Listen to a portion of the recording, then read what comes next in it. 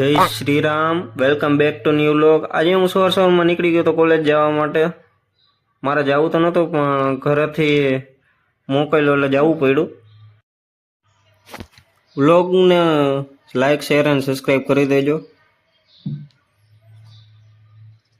પાર્કિંગમાં કોઈ નહોતું એટલે આપણે ક્લાસમાં વહી ગયા। તો ક્લાસમાં જોયું તો સ્મિતભાઈનું પ્રેઝન્ટેશન ચાલુ હતું। આપણે તો ભણતા નથી એટલે પાછળ બેઠા બેઠા વાતું કરતા હતા।